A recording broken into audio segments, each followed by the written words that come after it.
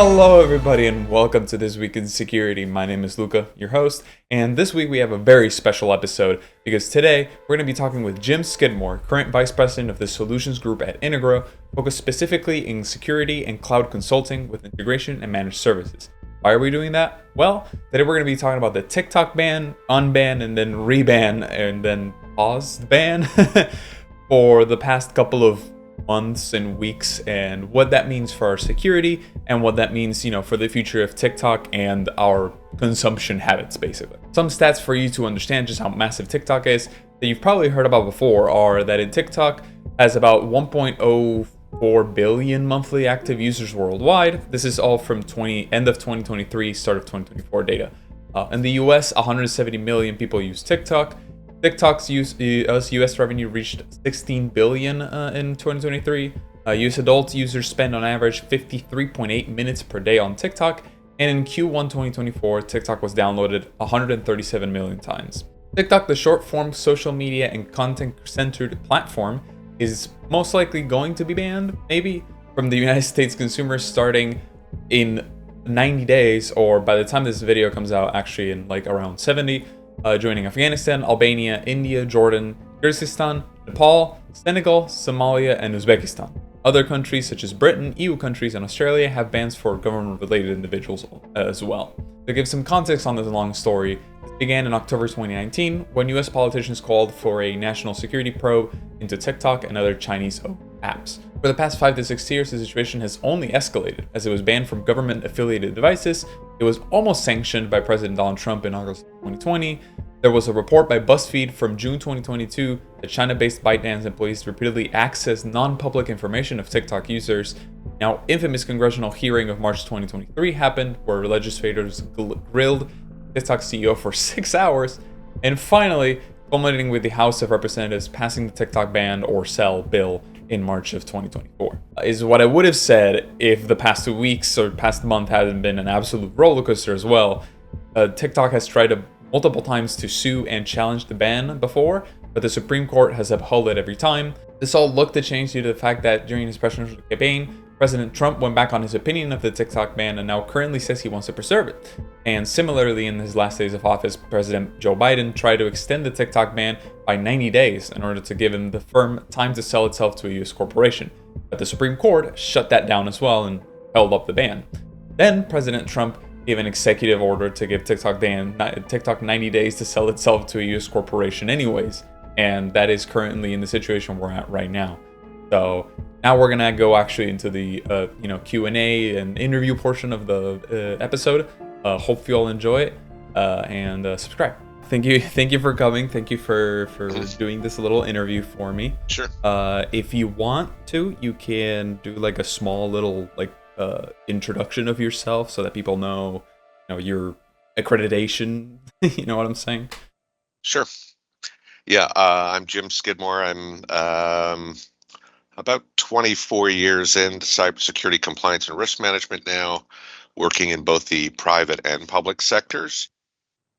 Excuse me. I sit on several advisory boards for commercially available software and software as a service solutions. Also, I sit on 3 different federal advisory boards, including CISA and among a couple of others. So it's a pleasure to see you today. Likewise. Thank you for coming as well. And so I guess first things first, let's clarify a couple of things about the nature of data security as a whole. So purely from a data collection standpoint, not from who it is going to, is there a difference in the data collection that companies like Meta or X engage in compared to TikTok? Yeah, and I think there's different kinds of data that we collect, right?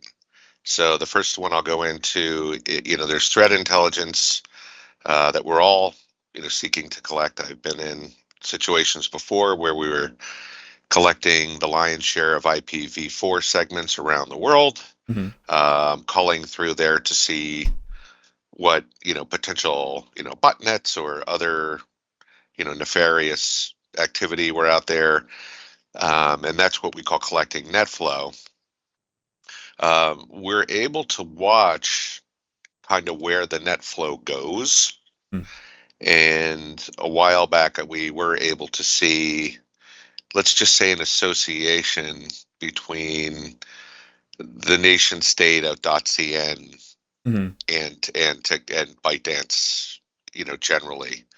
Um, you know, that doesn't necessarily mean there was anything, invasive occurring there, but um, that's kind of the security aspect of this. Mhm. And then there are other aspects of this also from a data perspective, which would include PII, or what we call personally identifiable information, Mhm. and where that might be available, especially after we've seen a lot of related nation state actor partners like Salt Typhoon and various others that are, responsible outright and have been attributed to many massive breaches lately. Mhm. And we've identified over 300 of those APT groups associated with the host nation state there. So Mhm. to say that we're a little worried about TikTok and that from a national security perspective, I would say is an understatement. Mhm. Um, I'm not sure that the three standard branches of government are able to explain that in depth. In fact, I don't think they've been great at it, to be honest. But clearly they understand the issue. Mhm.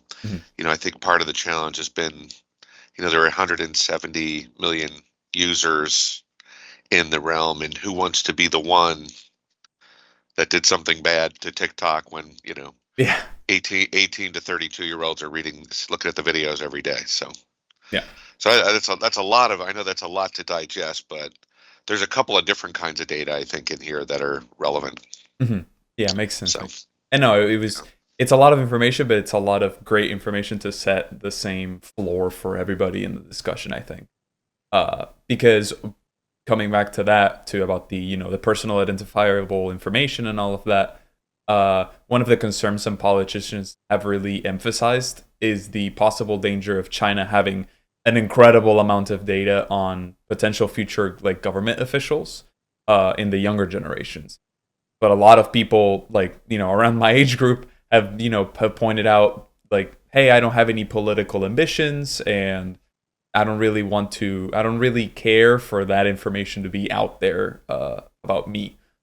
So, like, I guess the question for that would be, what are like the consequences of China having all of this information for the average working American, the baristas, the construction workers? yeah, I mean, one thing that we've seen is, some senators, House members, even governors, mayors, county commissioners all around the country Mhm. come from various places, right? Mhm. Some have, immigrated here, as is the case in several of them. So, to say that 170 million people are not, none of those have any political aspiration, Yeah, yeah. I'm pretty sure is not true. Eventually it could come 10 years down the road. Mhm. So the question really becomes, how this whole thing, there are many ramifications. I'll just say that potentially. Okay. Um, so, it's just such a large sampling size that I get that your friends may kind of say that, but let me tell you, when I was 25, it was vastly different than when I was 40 in terms of where I was heading. And, you know, the tracks change, the opportunities change, your career aspirations change, and stuff like that. Mhm. So, yeah, it's it's something I think to be very concerned about. Really, part of the TikTok aspect of this too has a lot to do with the algorithm, but I'm sure we'll go down that road, and that's basically the crossroad of where we're at right now. So, Yeah. Yeah. Yeah. Yeah, eventually we're going yeah, to talk about how if does buying TikTok really change the danger that it could pose for the country, but right. that's a later question. Okay. uh, but yeah, I guess for a lot of younger people around my age, like this, Gen Z, millennial age group, have this idea and attitude that, well, my data is already out there and being sold to the Chinese government anyways through like data brokers and all of that, which is completely like legal for data brokers to sell data and all of that. Um, so would you say that's like true? That's correct? Like if there's a difference between the Chinese government getting this data directly through TikTok compared to, buying it off a data broker, since the US doesn't have that many data protection All right. policies enforced as strongly as others. Yeah, so we don't look at data brokers as like there's this, common mall where people just kind of show up and everybody's ethical and they just kind of sell your data, Mhm. right? Some people mean harm. And of the 13,000 APT groups out there, some of the ones are, we still do have identity compromise, right? Mhm. People feel good about, yeah, that's fine. My data's out there. Yeah, it's all well and good until somebody else becomes you, Yeah. right? Or you takes over your mortgage. We have situations in surrounding countries right now where people are assuming the mortgages of other individuals and literally taking their secondary home away because they establish, um, 5 points of possession, and it can't be stopped. Or Mhm. they have to go to court, or they have to sue people, but they can't even find out who the original ones are. They're taking things over. I mean, the ramifications for any individual are quite large. Mhm. We haven't yet seen the effect that we've had from national public data. 3.1 billion users, including almost everybody in this country, change healthcare, which Mhm. is 970 million. Those include credit cards. We have a code orange in federal government right now for people to lock down their credit. So if your friends are knowledgeable and they have that degree of depth in terms of the understanding of what's actually going on out there, Mhm. they should be very, very, I don't want to say afraid, but there's a lot going on. Yeah. Cautious Um, at least. yeah, it also tells me, anybody that's just sort of like, well, whatever, they already have my stuff anyway, that's an incredible, perspective to take. Mhm. Um, I would say that, unless you have no, you know, self-esteem whatsoever, I mean, I can't imagine, people saying that. It's basically saying, well, here's my credit card. It doesn't really matter. It Mhm. does matter. It matters to the future of your success, of your life, the amount of money that you may amass, a lot of different things. So Yeah. if you have a family, a spouse, or anybody else, pretty sure they care. Yeah. So I guess that's how I would kind of approach that discussion. Makes sense. Think if there's anything there that we want to explore, but uh Yeah, I think another thing for them to understand is, if I can just expand for 1 second, oh, for sure. if you look at the countries that have banned TikTok for these very reasons, knowing this for quite some time, Mhm. the entire state of India, right, Yeah. 1.6 billion people. It's a pretty big reason, why they did that.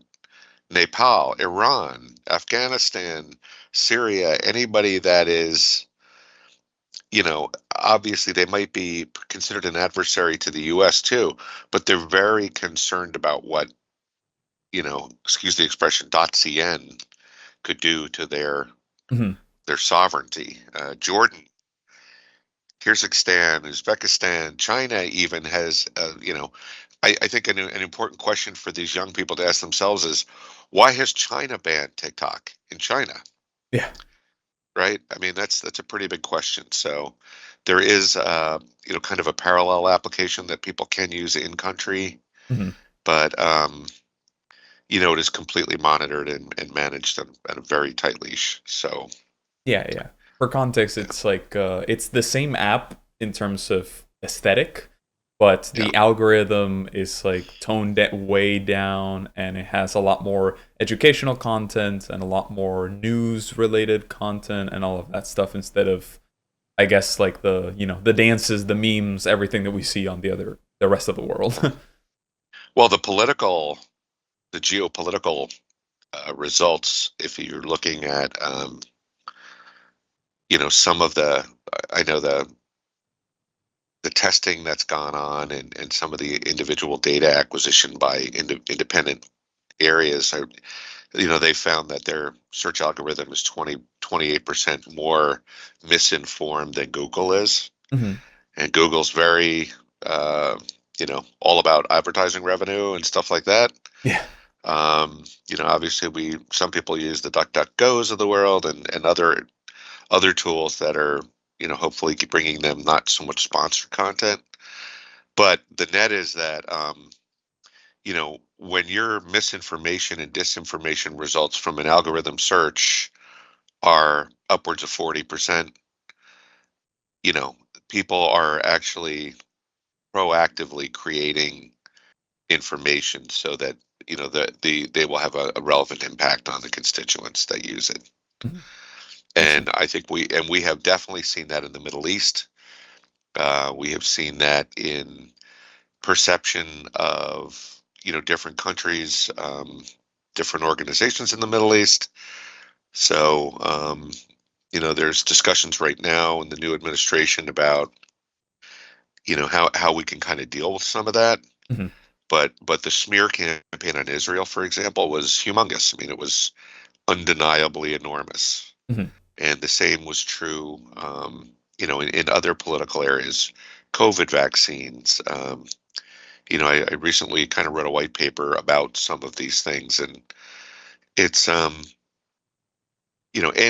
adversarial or controversial topic that's out there, has been twisted a certain way to, deal with the outcome, to tilt toward the outcome that's desired by the posters and the people out there. Hmm. Because this is ungoverned, raw social media. This is not, Yeah. you know, so there's no fact checking, there's no verification, there's just videos and search responses, and that's, Yeah. you know, there's no criteria to download them. So, Yeah. And I guess for the to understand a bit more about the fact checking side of that thing, would something like how X and now like Meta as a whole is trying to implement the community note system, would something like that help alleviate that issue of misinformation, do you think? yeah, I, I think over the course of time, Meta has kind of shown that, it ebbs and flows, based on the current situation and people trying to come down on them or govern them further. Uh-huh. It definitely got political. Like I think we all know, make no mistake, in one direction or another, the fact checking people agreed with on some things and didn't agree with on others. And, you know, the truth is subjective in a Mhm. lot of topics in the world today. So, um, I think it really becomes, very difficult to kind of measure that. If you look at the terms for sale that they required, um, basically killing, their main search algorithm became a requirement for the purchase or for the sale. And that was maybe to their perspective, part of their crown jewels, in the product. I think some of the other purchasers or people that are looking at it now would look at it more as the member base. Yeah. Um, so, you know, um, propagating, I think the key is to get rid of that algorithm or figure out another way for, search results to occur and stuff like that. And I do believe now it'll metamorphosize. Um, if they're able to take that threat away and you follow the money, which we always do. Um, there's definitely opportunity there for somebody to monetize it. Yeah. But working a little bit in the Fed and some other places, we're glad that this got dealt with because it needed to. Makes sense. Makes sense. So, I guess before we get on to some of the more specific ban related questions, um, let's first touch on, is it necessary for this ban to occur in your point of perspective, or is TikTok selling itself to an American company, or in the case of the US government, which we'll talk about in a second, protect the security of American consumers? Um, that's a really complex question. Yeah, The yeah. U.S. in the last couple of years has looked at some what I would call GDPR like regulations. Hmm. They were not able to pass muster due to a lot of the lobbying going on. A lot of people feel um, so that we do not have a national general identity level data protection, you know, um, regulatory overarching law. So we do have those obviously in Massachusetts and California, and a number of other states are now vying to kind of pull those up. Um, Last year, it was recommended that this happen. A lot of state regulators in California wanted to completely protect the identities of every one of the state's citizens. That didn't pass muster because there are different constituents Hmm. that have different perspectives and, you know, I guess different desired outcomes. Um, in one person's opinion here, the U.S. I think should really try to undertake that. Hmm. Um, we are a free enterprise system though, and we do have, everybody has kind of their inalienable rights to the First Amendment and other areas. So it's a little bit of a complex topic. GDPR has worked really well in Europe, though. The inability for people to store directories or LDAPs of identities offshore has been, I think, very helpful for them. Companies like Meta and Google and others that actually are fined on a fairly regular basis by GDPR. Um, you know, at the very least a way to make money, right? Yeah. So if we use what we call Privacy Shield like they do, and your organization had to pass mustard in terms of sharing of information and sovereign, you know, green card or, immigration um, level information on citizens and things like that, that data protection becomes really important. And I think that would be great to have living in the U.S. And I think most nations would benefit from it. Um, Maybe we'll see what comes in the coming years, Hmm. but for now, that's been a bit on hold. Kind of went back to the drawing board, and it would be great to see if that could occur. But there are plenty of other nations that have taken you know, their constituents' identities into account and have basically holding them pretty carefully. So, Good to good to hear. Hopefully, we do go into a more secure future. uh, well, yeah, I mean, it's at the end of the day, we are a country of laws and mhm. people and values and partnerships, and um, for a few years, it seems like we've gotten a little disparate, I guess I would say, Uh-huh. to say the least. Yeah, but hopefully we can pull that back together. Mhm. Oh, I guess a good segue into that would be what I mentioned earlier. Do you think Trump's idea of what he proposed of the US government owning at least 50% of TikTok would actually work in protecting people's data? Because that's something that has been talked about ever since he, like, the call became the 47th president and he brought it up. Yeah. And that's all people have been talking about. Um, I guess it's theoretical at this point, right? It's Mhm. hard to say.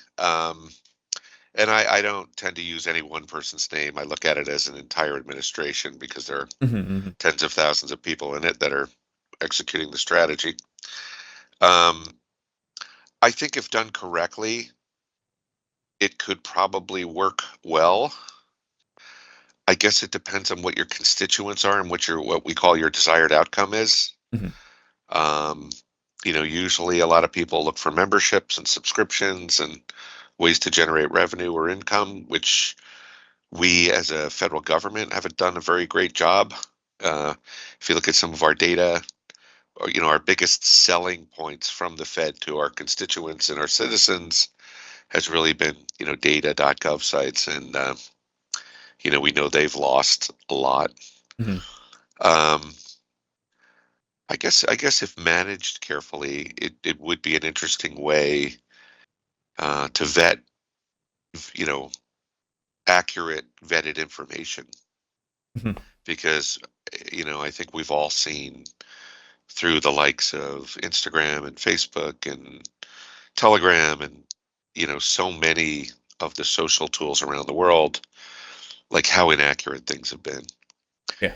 And the other thing in TikTok that we haven't talked about is kind of the addiction syndromes, which have driven suicides. They've driven lawsuits galore, and just plain non-productive behavior. Mhm. People are looking at the videos 3 or 4 hours a day, Mm. and literally just turning into, you know, jello. So, um, I Yeah. think these are all considerations. But it's, I guess to answer your question, I think if we saw what the mission statement was and what the desired outcome was, Mhm. it would be a little easier to gauge.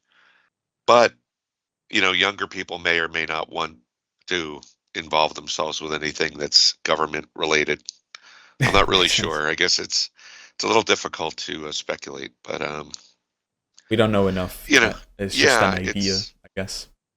yeah. I mean, I think everywhere you go, you have your constituents, right? Mhm. There are Snapchatters out there. There are business people that are just LinkedIn people, but they're very active. There are all kinds of personality types and people that have different interests. Mhm. Um, I can tell you if you've ever seen The Social Dilemma or some of the other declassified information that's out there on YouTube or on Netflix. Um, the AI dilemma is out there now too. It's the manipulation is what has led to a lot of the lawsuits with Meta in the last couple of years, and understanding how that behavior works would be a necessary part of launching this Mhm. if we were able to do so. Makes sense. So, yeah, Highly recommend to anyone watching this interview in the future to watch The Social Dilemma and The AI Dilemma, all of those resources. I'll link them in the description. They are great pieces of like you learn so much about, how all of these apps, all of these like companies are basically in the market to get you as hooked as possible. And regardless of, the cybersecurity risks of, something like TikTok has, like you mentioned, there's also, I guess, the addiction problem and the inherent, I guess, almost conflict that like an anonymous internet causes. Oh, I'm pretty sure I already know your answer to this question, but it's worth asking regardless.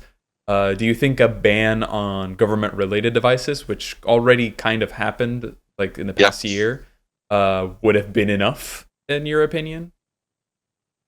Um,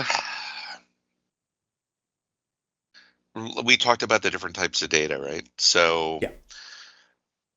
obviously we want to be very careful with data sets, especially classified data sets that come from the Fed. Mhm. Um, but I think people are worried about espionage. They're worried about, people having access to information that's misinformation that might even cause a coup or create a lot of disharmony based on misinformation or, foreign influences that are manipulating people. Mhm. So I believe, I know there are many, many, many countries now that have banned on federal devices. So the UK, Canada, Australia, let's see, most of our NATO allies, or pretty much all of them, Ireland, New Mhm. Zealand, France, the Netherlands, all of Europe, basically, Eastern Europe, and I know even Taiwan has banned uh, TikTok on their government devices too, Mhm. as they and China, depending on how you look at that whole situation, I'm not saying there's a right or wrong way, Mhm. um, but they're very concerned about that too. Also, the EU and NATO forces and government entities have banned it as well. I think this kind of tells us that we're not the only ones who are very concerned about the outcome here. Yeah. Um, the very So least on like a governmental level, it's yeah, too dangerous to have it. yeah, but in some of the cases, again, this is about and there this has been proven. Are you the one that's going to want to take the videos away from the younger part of the constituency, Yeah, right? The beginning voter base, and it is food for thought. I mean, it's you know nobody wants to deal with that hot potato if it comes to it, unless it really if we have a continuous identifiable threat that's ongoing, then we'll have to do what we have to do. I would guess, but fair enough. Fair enough. Um, yep. do you have anything else you want to add on TikTok specifically? I have some questions regarding the recent explosive popularity of Xiao Hongshu and Red Notes, so basically Yeah. TikTok alternatives.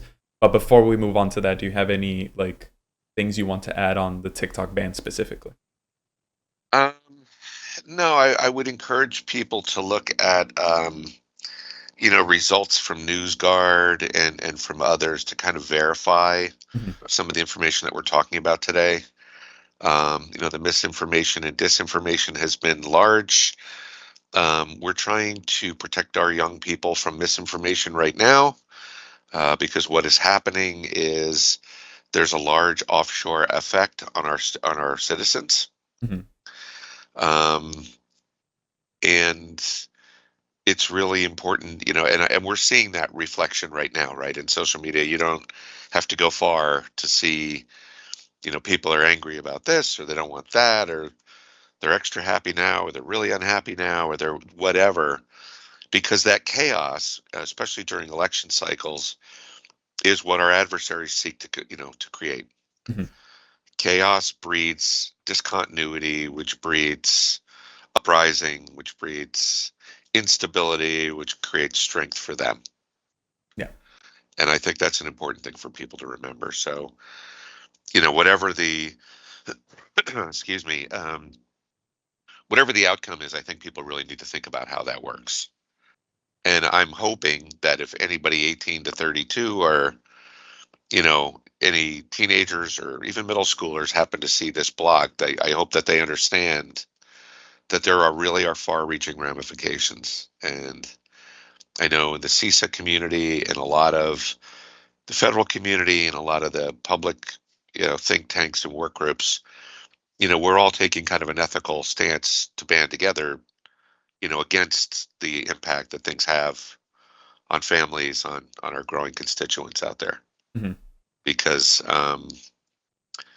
you know, when they're impacted at very young ages, they react in a certain way, which again creates discord, chaos, and everything else. So, and it also hurts them. I mean, what we haven't talked about is the mental health issues Mhm. and the reactions to that and the ramifications from all this.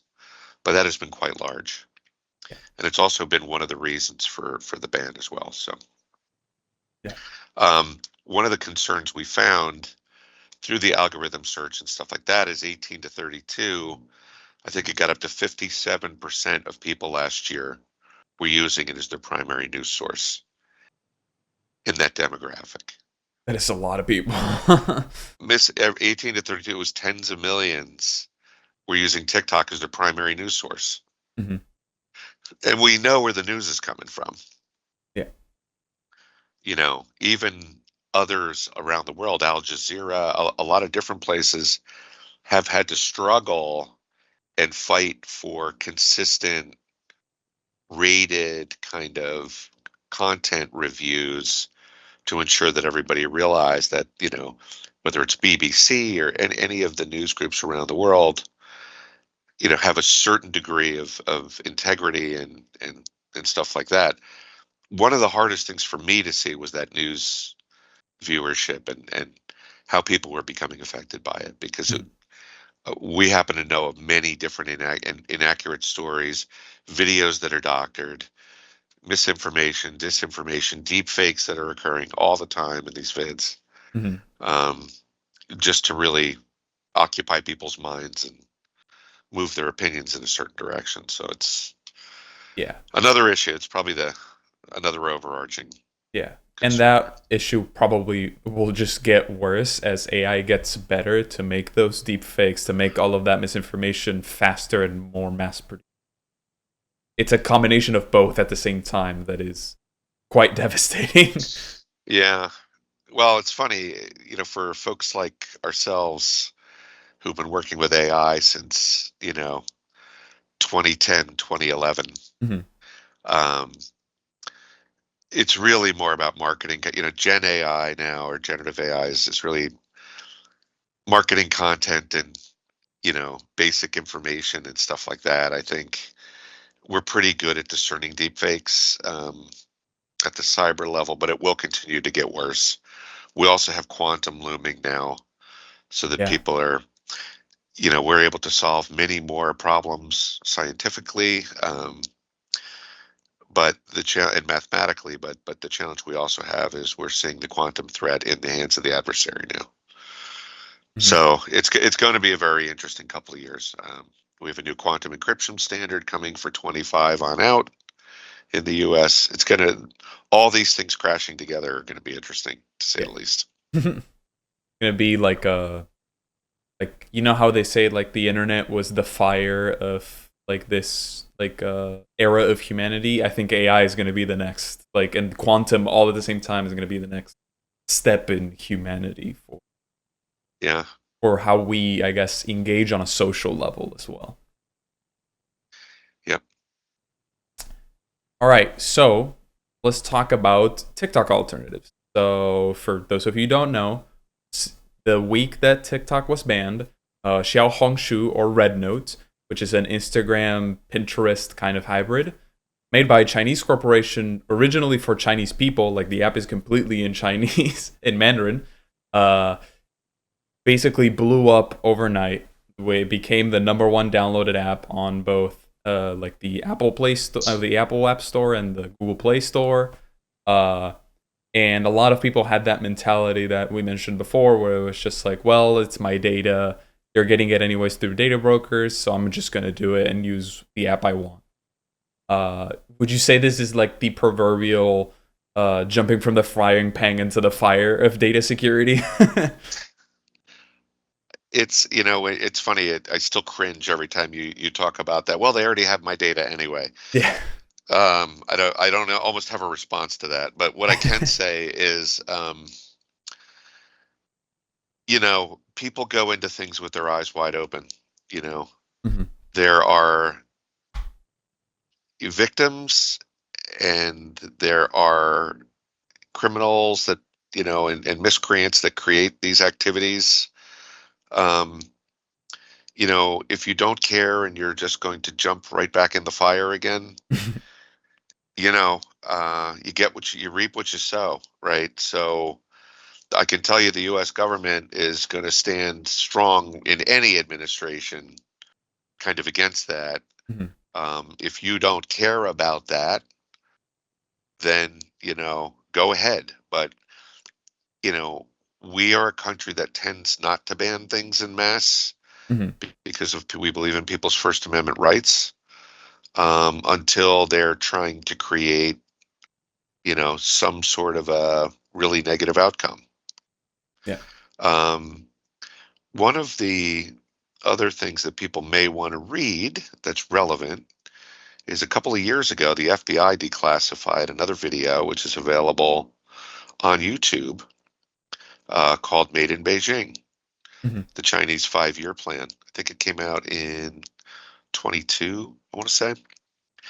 So there's still, which outlines different vertical markets that China is looking to take over, and a lot of cases of espionage and other things that have occurred over the course of time.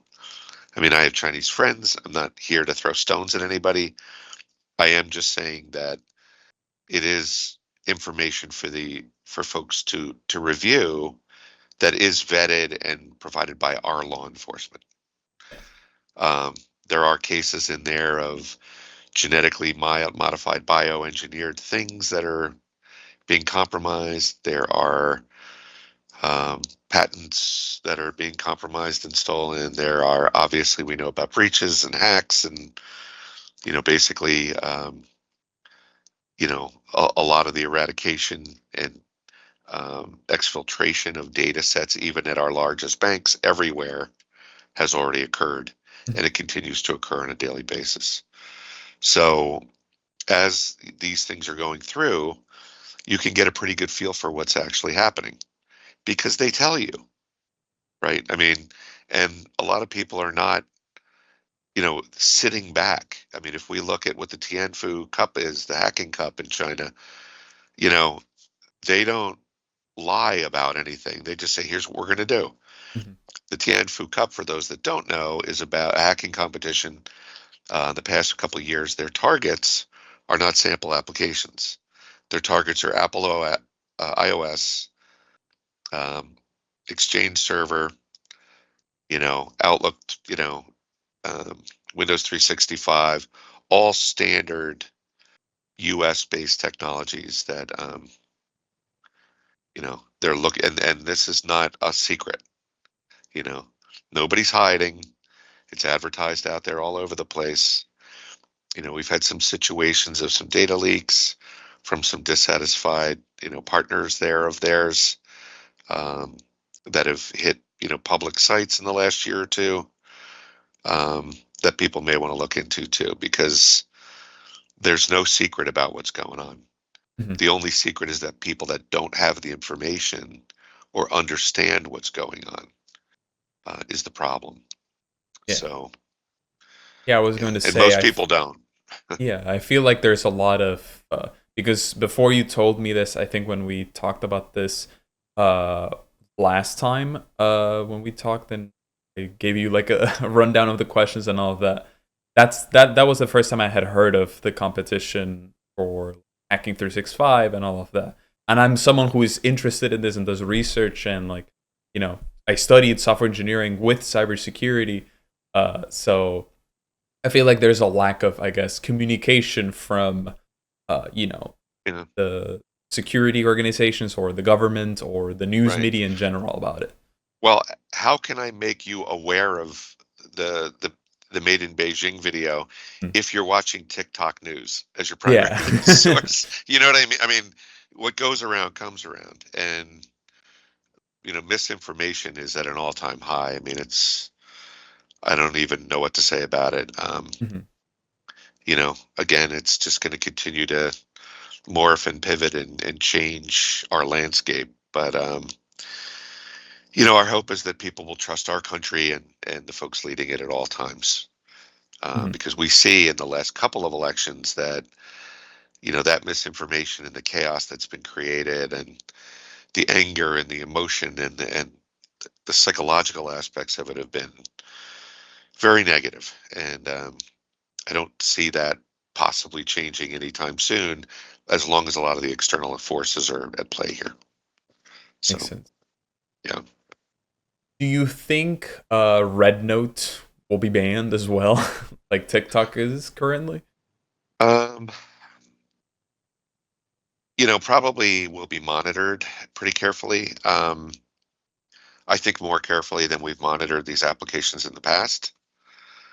Um, you know, it's, and again, it depends on the data flow and net flow and what we see. If we see it becoming what we call command and control server, Mm. or, C2, people using it as a cloaking device coming toward firewalls in the US or anything else, that's going to be an issue. But at the same time, um, I think we'll probably have to monitor the content a bit as well from a government perspective. And what people don't know usually, and all major governments usually monitor cyber activity from Mhm. other nation states. So um, I guess it remains to be seen, but they are looking, I know, to create chaos in certain sovereign nations. And that's probably more my opinion now, but just based on the evidence that we see every day, I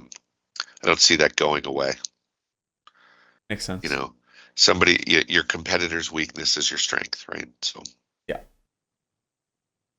And do you think, like, because I feel like if since TikTok got banned, then people flocked over to Red Note. Now TikTok is unbanned, they're going back a little, but there's, people still there because they don't trust that it got unbanned. And like you said, some people don't want to be related to apps that might be like influenced by the government and all of that. Do you think if, we ban then Red Note, there will be like a third alternative? And if so, like is this just an infinite uh mole, like what's it called, Yeah. the No, cat and mouse game of just like trying to stomp out all of the different versions of the same app?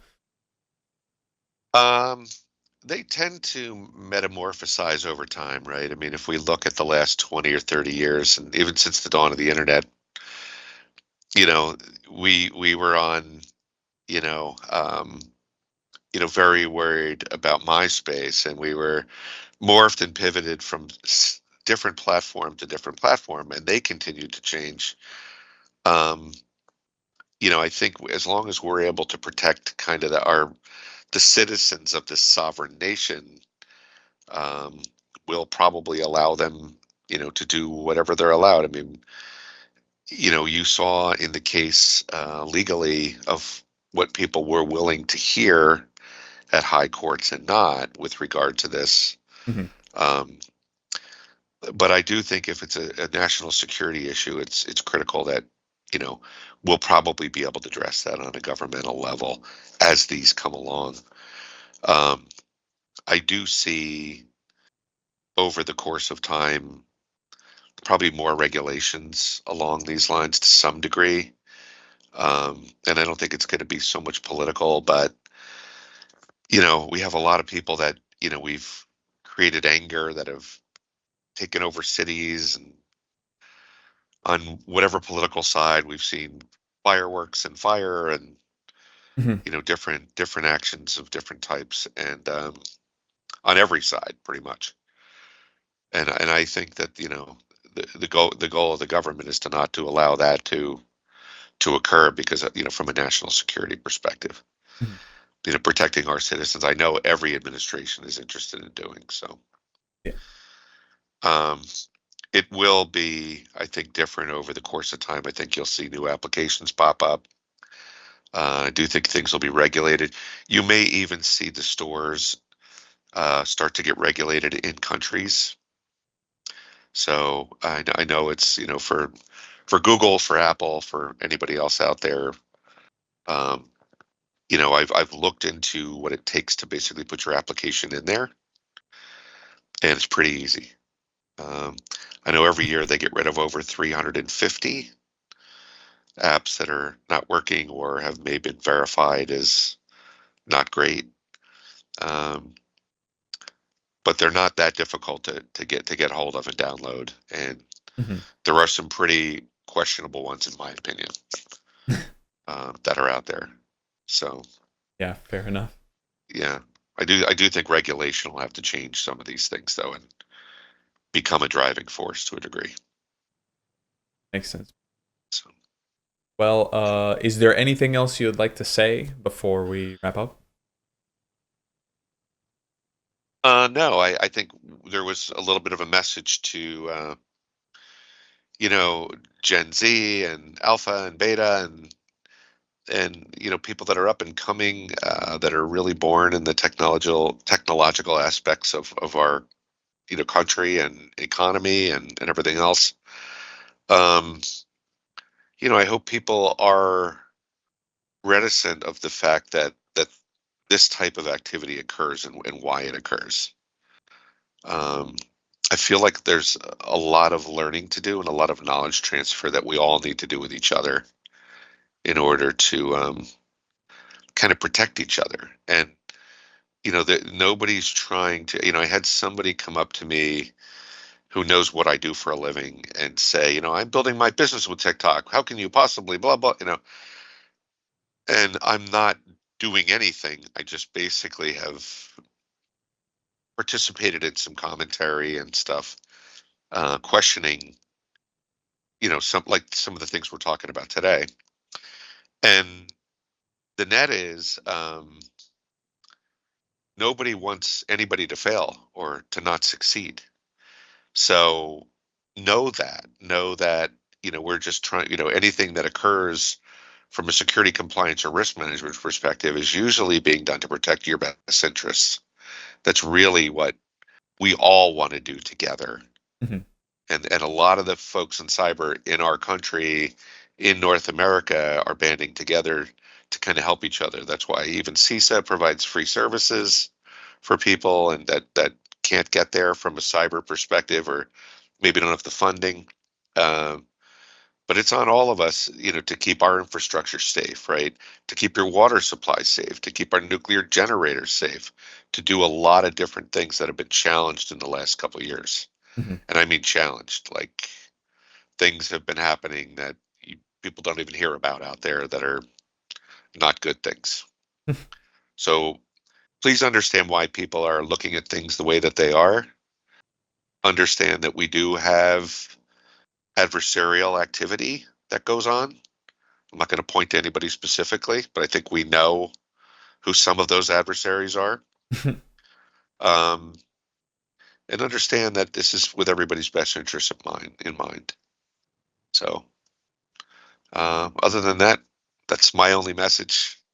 All right. Um, get off my soapbox now and say thank you. Well, no, thank you for coming on the show and talking and sharing all of this information and knowledge that most people aren't privy to. And is there anything you want to like promote or anything like that? I know you write a lot of things for Integro and stuff like that. So Yeah, no, I would just say for people, we had a kind of a bit of a difficult economy in the past year or two, and if there are steps that you need to take or countermeasures in your organization, it's kind of like life insurance. People are sort of like, I don't really need that until they're sick. From a security perspective, if there are things in your policy and posture that you think you should do them. yeah, Um, Seen a lot of people kind of hold up on some things that are, critical to their success, even simple things like two-factor authentication and stuff like that. hmm Also would offer to our senior community out there, the answer is no. And we do threat and, um, phishing awareness trainings and campaigns and all kinds of things. If you're getting something from somebody that's trying to make you emotional, don't do it. yeah, it's probably bad. If the bank or the federal government want to get hold of you, they will either send you certified mail or send somebody to your house. Yeah. So yeah, we've seen a lot of that too, inordinate amount of that in this country this past couple of years. Mhm. So, so All right. Well, anyway, yeah, yeah. Thank you so much for coming on the show again, and thank you everybody for watching. Yeah, subscribe. yep. All right. Thanks very much, Luca.